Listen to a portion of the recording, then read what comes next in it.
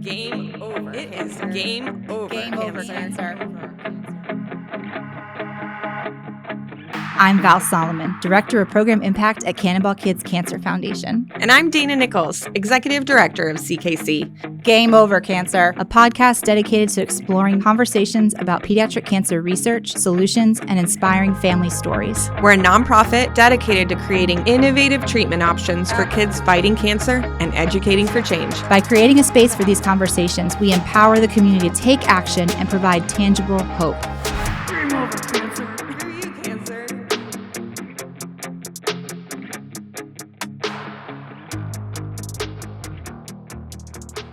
We're back with part 2, or our Feuerstein family. So if you listened before, we had Mara on, a really awesome kid and survivor. And so today we got an opportunity to sit down and talk to her mom, Julie. And what an incredible experience to just talk through, her side, her piece.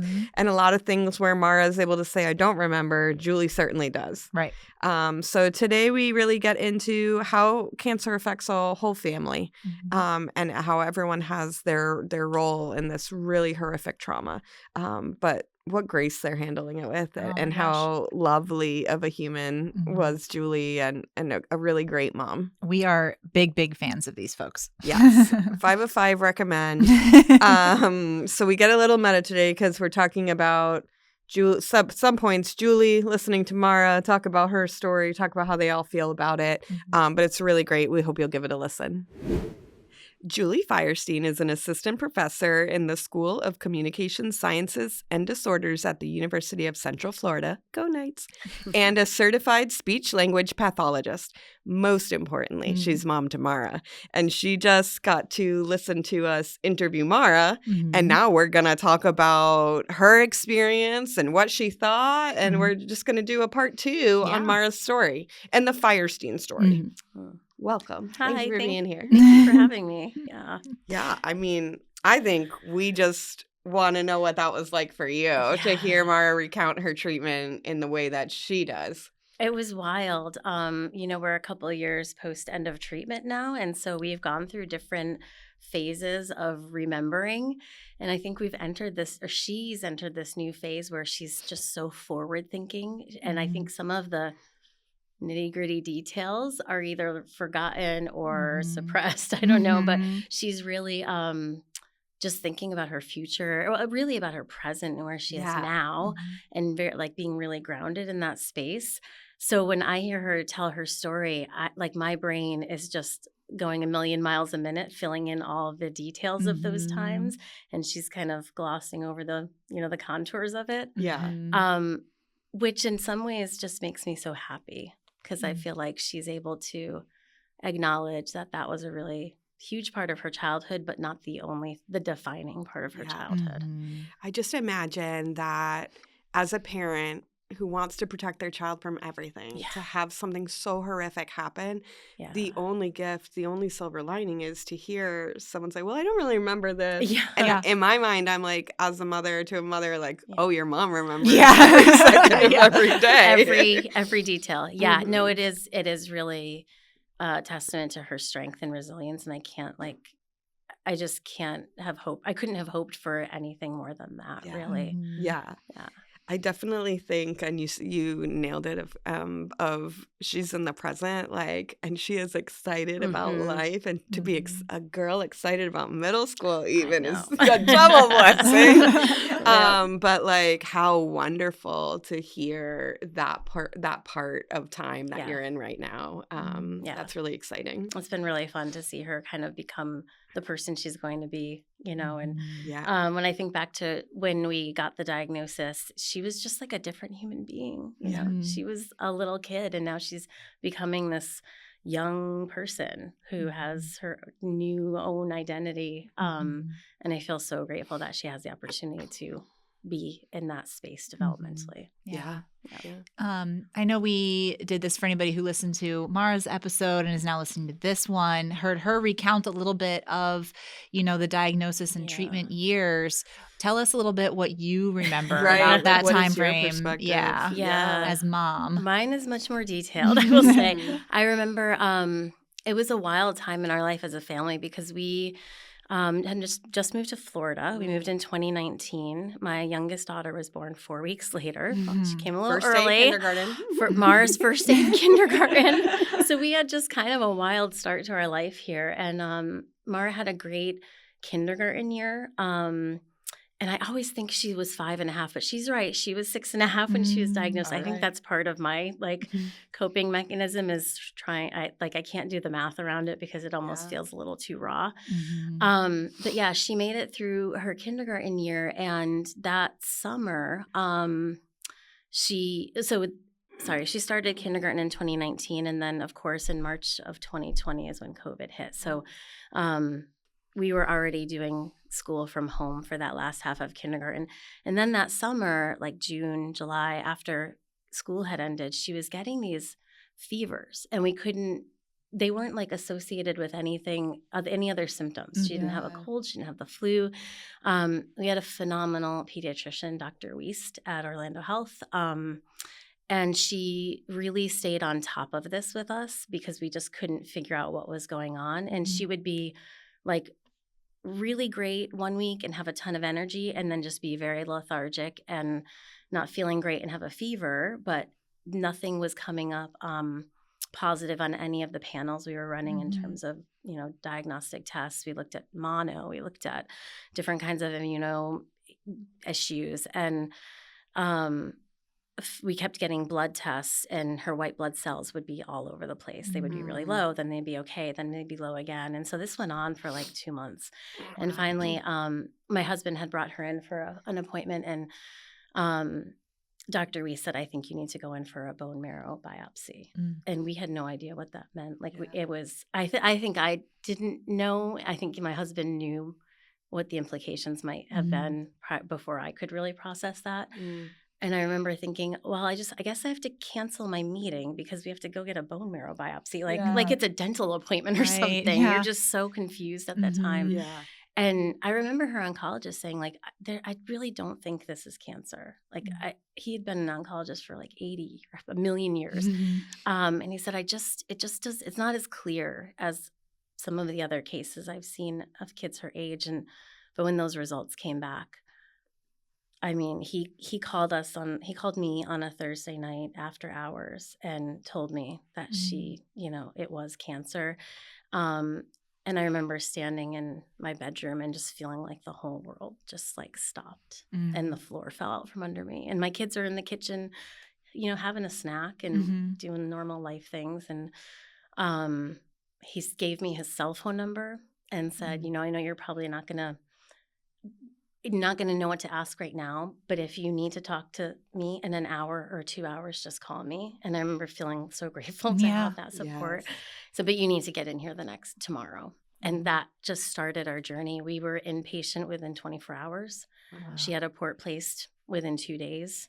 She was getting major steroids. We were inpatient for 7 or 11 days, I think.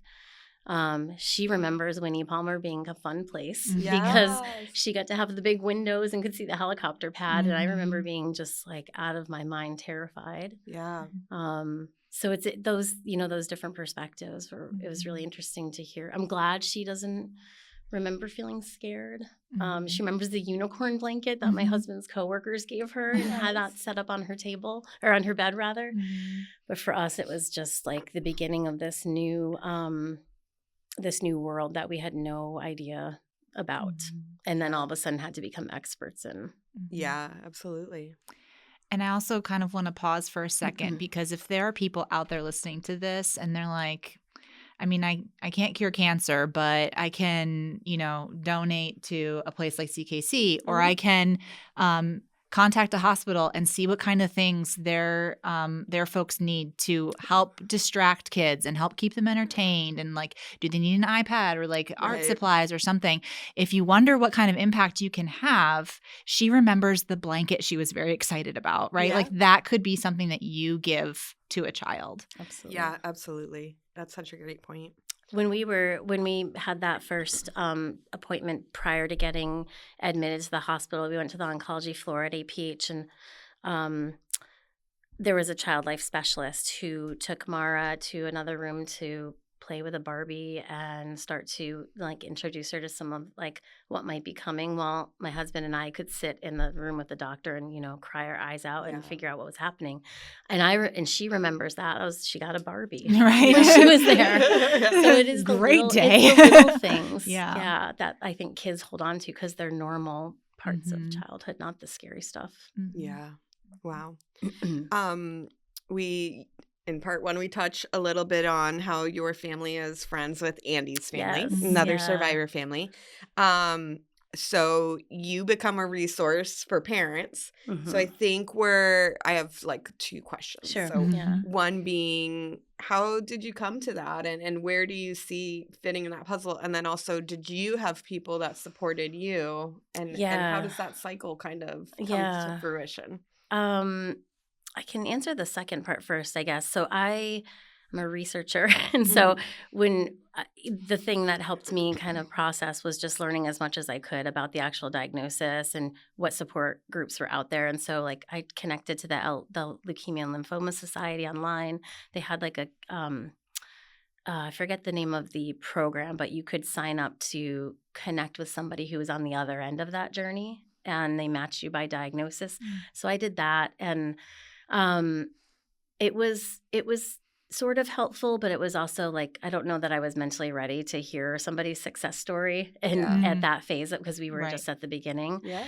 And unfortunately, because most of her treatment happened during COVID, we really did not connect with any other families. It felt very isolating and really scary. There were times when we were like just kind of locked in her hospital room, and we couldn't even go to the nurse's station because they were taking such serious precautions, obviously, with somebody who's immunocompromised. But I think that a lot of the parent-to-parent supports that might have more naturally happened, just we lost some of those opportunities because of the time. Yeah. So when Andy was diagnosed, it was, Ross and I were just like heartbroken and in shock, I think, on their behalf too. And I remember saying to Debbie and her husband, like, we're here for you. Like, we don't want you to feel that sense of like loneliness that we did. Yeah. So let us know whatever you need. And I remember there was a night when we put the kids to bed and we had like scheduled a call with both of them. So we had this like, 4-way call, and we just like laid out everything we could think of that would be helpful, from like navigating insurance stuff to what to pack in your to-go bag to ED visits, and like kept saying, I hope we're not overwhelming you. Let us know if you want more or less. But it felt like it did feel a little cathartic to be able to like stand by somebody who was just at that beginning stage too. And then also just totally devastating to know that like another kid, like another kid. You mentioned a little bit that you're a researcher. Yes.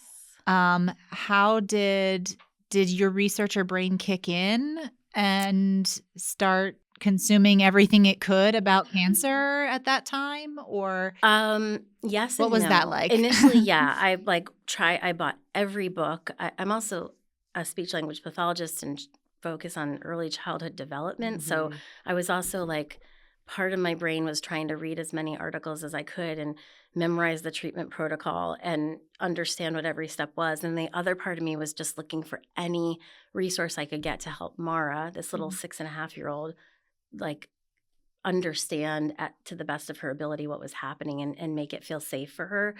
So I just remember buying so many books. We have so many books on children's books on cancer sitting in our house that my youngest now picks up. And it's actually really nice because we can read those books, and then Ayla can understand a little bit now that she's older what happened to her sister.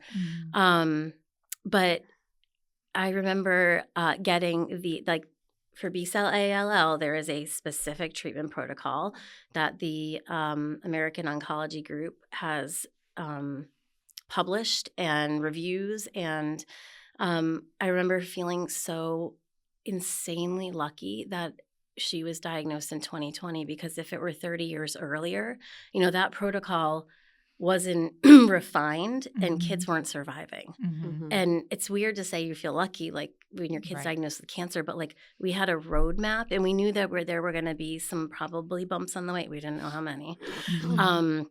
But we had a plan, and like that part of my brain was soothed by knowing like we had a plan and a protocol to follow. Yeah. Right. And I'm so incredibly grateful that there had been decades of research that had developed that path for us, so we weren't hoping on a wing and a prayer that we were going to get through this. Yeah. Yeah.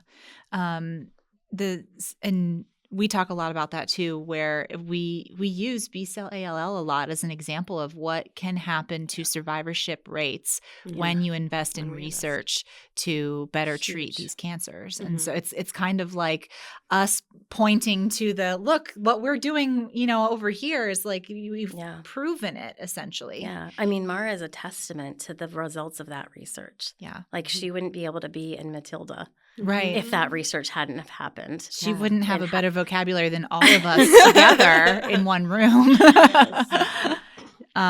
So what is it, knowing that you've had that realization, you're a researcher, not in pediatric cancer, but you have a research mind. You've lived this as a parent, and knowing that there were decades of research that went into the treatments that saved your child's life.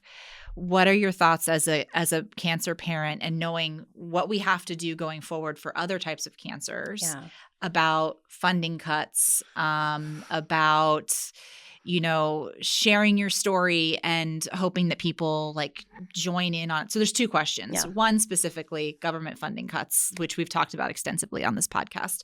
Are you in favor? No. No. No And then the other part to the question is, people doing what they can, and parents educating, everybody else kind of stepping in, foundations coming together, all of that sort of creating this environment of funding and caring for kids with cancer. What are your thoughts on, I guess, 2026 and looking forward? Yeah, I'm hopeful. I mean, I think what has happened over the last little bit is really criminal, to be quite frank. I think we have some of the brightest minds in the world in our research institutions. The National Cancer Institute is like the pinnacle of research, and to have funding pulled away from those minds, and to have researchers being tempted to move outside of the United States to continue their work is just terrifying. And I think that, I say we're lucky because we had this protocol, but it wasn't without its bumps along the way. I mean, we had some really scary things happen over the course of treatment. And so I know that there is so much more work to be done to better understand individualized medicine, to better understand response to treatment, even within a group of kids for whom the protocol is relatively straightforward, not to mention other kids for whom the path isn't laid out that clearly yet.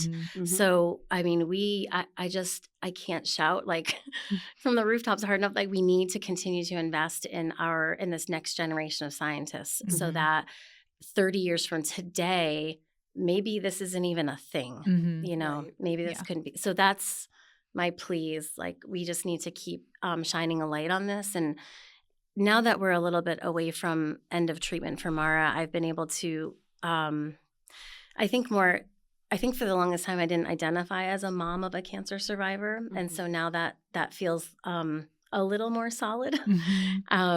I feel like it's becoming more of a responsibility, especially in the current funding climate, to shed some light on what's going on. It's one of the reasons we wanted to do this, and I was so grateful that you asked if I could talk, if we could talk together. Also, because I think it is the little stories that make sometimes a big difference. And when our federal dollars are being siphoned away and cuts are coming, it's the foundation dollars. Like, I've seen this in my research lab. We've had grants that have been axed, but we have foundation money that people are stepping up to provide. And so something like CKC can be a lifeline. And we're really, really grateful for that. I think it's so interesting when you talk about watching your child go through the treatments and feeling comforted that at bare minimum there's a plan, right? Like we have a plan, and feeling fortunate now in hindsight that like that is really, it was something that was helpful for you in the time. And knowing that other cancers are not, kids with other cancers are not so lucky. And I think what I love about what we do and supporting research is we're also not saying that just because there's a treatment that works for 80% of the kids that one is great. Like that's we're done with that one now. Right. But what we're saying is when you get kids to a survivorship status, then the next bit of research is, okay, what does survivorship look like for these kids? Absolutely. What are the side effects of the treatment that did save their life? Yep. Or as you mentioned, if they're relapsing or if they're not responding to treatments as the plan dictates, what can resources or what can we learn more to help those kids as well? Yeah. So what has it been like for you now being a parent, watching your child in survivorship? Because we were talking about this in prepping for this. We're just like any parent would in a second trade places with their child going through the treatments. Yeah. And so you've watched that happen. You've lived that nightmare, and now you're watching her in survivorship. What is that like for you? I mean, I wish I could say that like the nightmare is over. Right. It's really not in some ways. I feel like 78% relieved, and then there's that other little piece of me every time we go in for her blood draws. And every time we wait for those lab results to come back, it's like I can't breathe for, 24 hours because there always is a chance that something pops up again. And there is a relapse rate that's not zero. Right. So part of me is just so happy and excited that she's excited about life. And the other part of me is sort of just holding my breath a little bit still and hoping that every lab and every checkup is going to be okay. And the survivorship piece is something you don't really have time to think about when you're in the thick of it. Yeah. So we knew there would be long-term follow-up, but we didn't really know, or we didn't have the capacity to think about what that would look like. And so now that we're in that phase, we're like, okay, like we need an echocardiogram, we need a DEXA scan, we need to make sure that her reproductive system is healthy when she gets to be a little bit older and in that stage. And we need to stay on top of these things. It's not like end of treatment and then you get to wave goodbye to the team. It's like these people are with you for another several years. So she's 11 and a half now, and we'll be going for follow-up until she's at least 16. So it's a long journey. And we don't know really what the long-term side effects are. Right. In my profession, I work with a lot of children with developmental disabilities, and the amount of the heavy dose of steroids and the intense chemotherapy can cause cognitive communication difficulties later in life too. So like my clinical brain is like, is she having word finding issues? Is she able to express herself clearly? Like you just never really relax, I think. Right. I don't know if that day will come.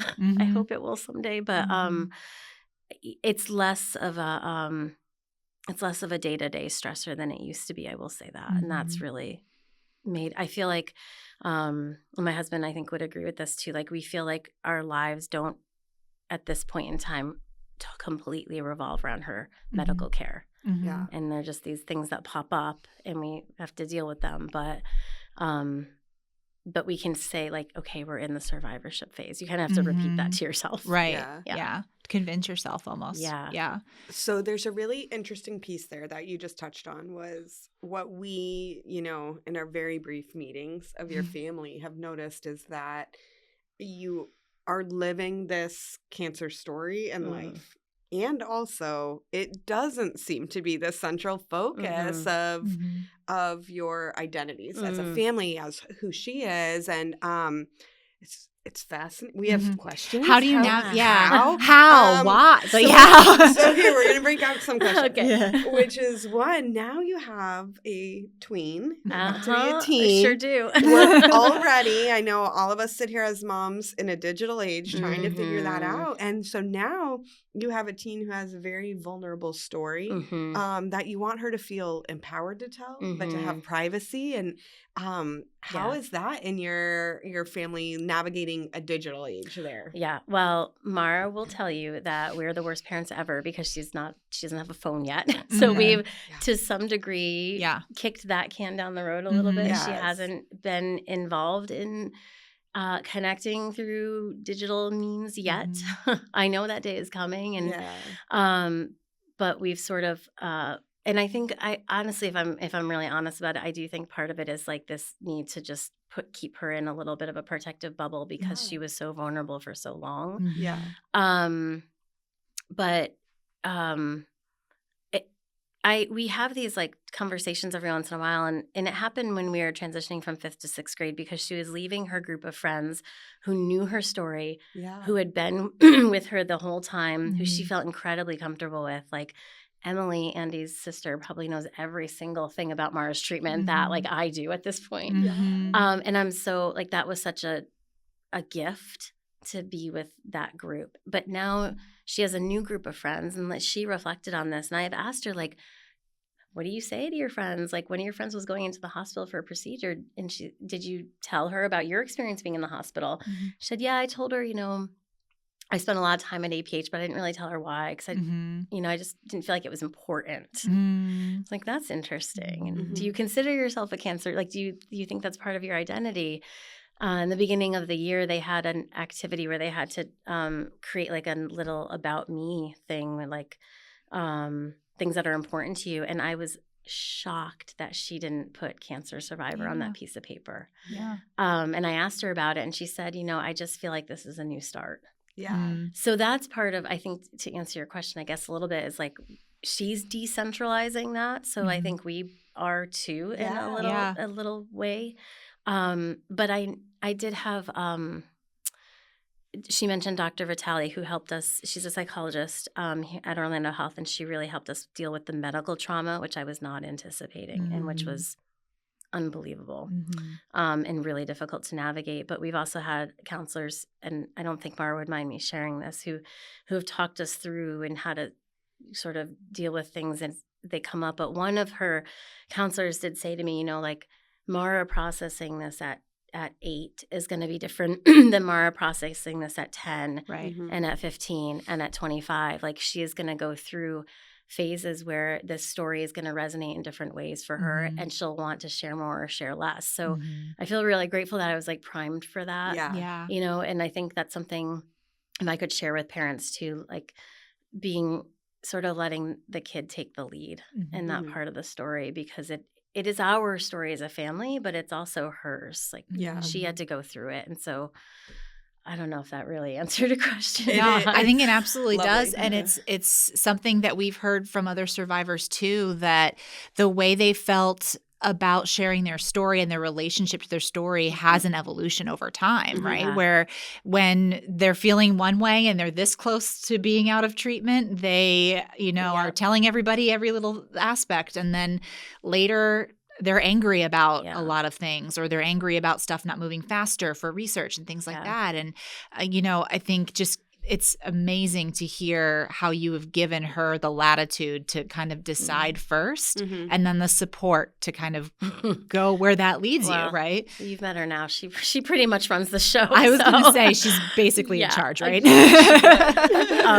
But yeah, I just had a flashback of when she was in first grade. It was like halfway through her first grade year, and we were still online schooling because COVID was still happening, and she gave a little presentation about blood cancer to her friends. She had a slide deck that she went through, and she talked about what blood cancer was, and it was just like I was side texting her teacher, like, is this okay?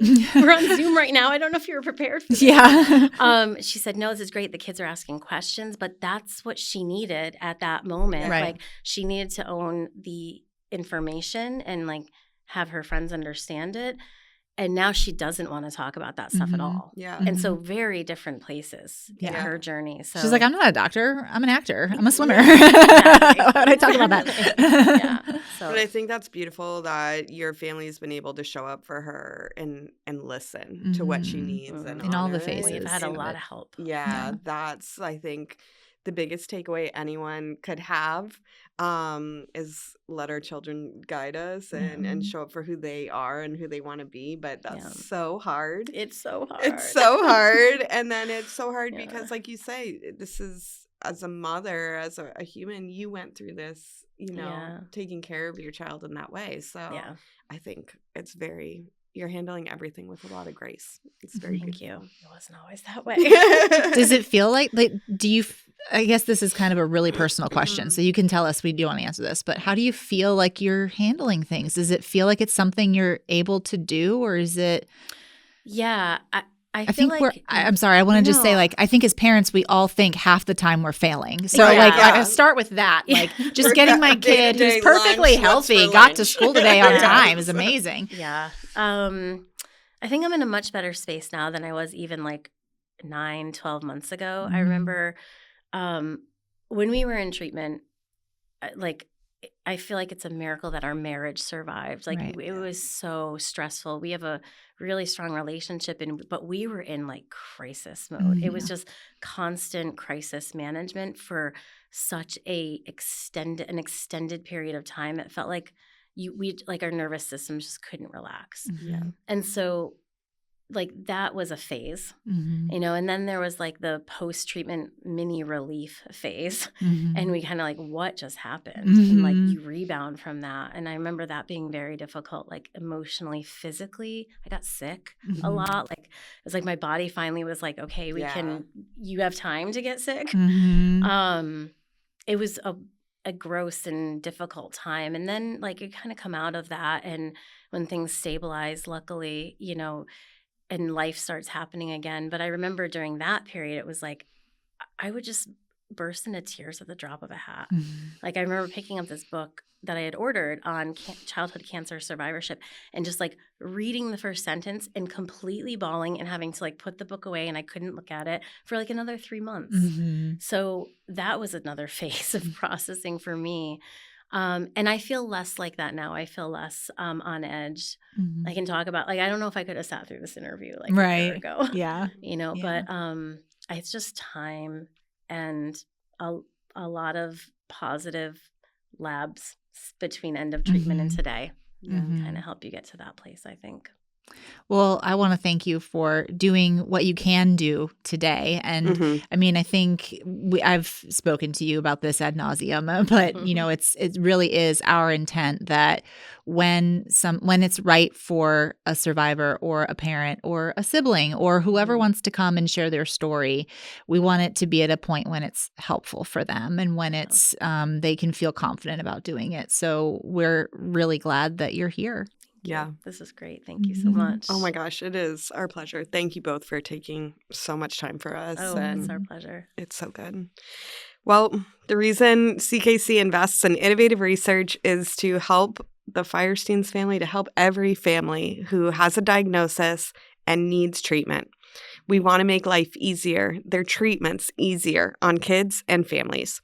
So if you want to support CKC and the research that goes into making those treatment options available, you can go to cannonballkidscancer.org. That's right. And you can help us share Mara and Julie's story by going to leave us a review on our Game Over Cancer podcast, wherever you're listening, and help us educate for change, because that helps us reach more people. Yes, absolutely. So thank you for tuning in. We appreciate you joining us, making a commitment to be part of our fight. I'm Dana Nichols. I'm Val Solomon. And until next time, we'll CKC you later. Join us as we transform fear into courage and turn adversity into opportunities for change. If you want to be involved in the conversations that create change in the world of pediatric cancer, take a moment, share, like, and subscribe. Absolutely. Screw you, cancer. Get the heck out of here.